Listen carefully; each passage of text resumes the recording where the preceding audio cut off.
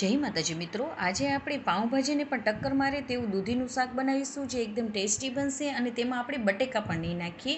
ફક્ત આપણે દૂધીથી જ બનાવીશું અને તો પણ બધાને ખૂબ જ પસંદ આવશે. જે દૂધી નહીં ખાતા હોય તેને પણ તમે દૂધી આસાનીથી ખવડાવી શકશો. તો તેની માટે આપણે સૌપ્રથમ તો દૂધી મેં લઈ લીધી છે. તો તેને મેં સરસ રીતે ધોઈ લીધી છે. તો તેને આપણે ઉપર અને નીચેનો જે વધારાનો ભાગ છે તેને કાઢી લેશું અને તેની છાલ ઉતારી લેશું. છાલ ઉતરી છે એટલે આપણે સીધું કુકરમાં જ હવે તેને આપણે બાફવાની છે. તો તમારે જેવા કટકા કરવા હોય તેવા મોટા મોટા આપણે કટકા કરી લઈશું. તમે નાના પણ કટકા કરી શકો છો અને મોટા પણ કરી શકો છો. તો મેં અહીંયા 2 ભાગ કરી અને મોટા કટકા કરી લીધા છે. હવે દૂધીમાં પહેલેથી જ પાણીનો ભાગ વધારે હોય છે. તો તેમાં આપણે જરૂર મુજબ એટલે મેં અહીંયા 1 ગ્લાસ જેટલું પાણી લઈ લીધું છે તેટલું લઈ લઈશું અને થોડું મીઠું એડ કરી દઈશું અને તેને આપણે ફૂલ ફ્લેમ ઉપર 4 થી 5 વિસલ કરી લઈશું. તે થઈ જાય એટલે આપણે હવે જોઈ લઈશું. તો દૂધી આપણી સરસ રીતે બફાઈ ગઈ છે. તો તેને આપણે થોડું જે વધારે પાણી તમને લાગતું હોય તો તે થોડું કાઢી લઈશું અને મેશર વડે તેને આપણે સરસ રીતે મેશ કરી લઈશું. પાઉંભાજીમાં જે આપણે શાકભાજી મેશ કરી છે તેવી જ રીતે આપણે તેને મેશ કરી લેવાનું છે.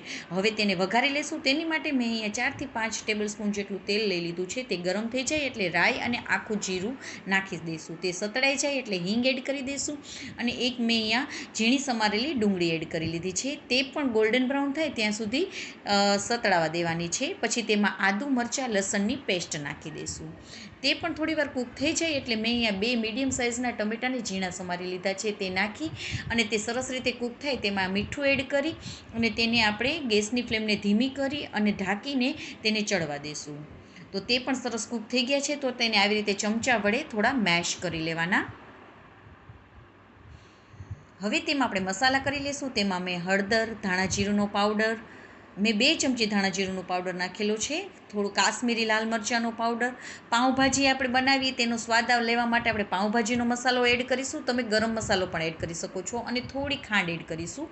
મસાલો બળે નહીં એટલે થોડું પાણી એડ કરી આપણે જે વધારાનું પાણી કાઢી લીધું છે તે જ આપણે તેમાં નાખવાનું અને હવે તેને પણ આપણે થોડીવાર માટે કૂક થવા દઈશું.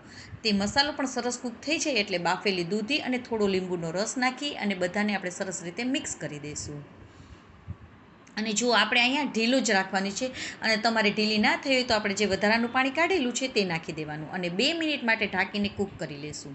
તો જો આપણું શાક એકદમ રેડી થઈ ગયું છે, જે એકદમ ટેસ્ટી બને છે અને બધાને ખૂબ જ પસંદ આવશે. તો તમે પણ એકવાર જરૂરથી ટ્રાય કરજો અને 5 જ મિનિટમાં તમારે આ શાક બની પણ જશે.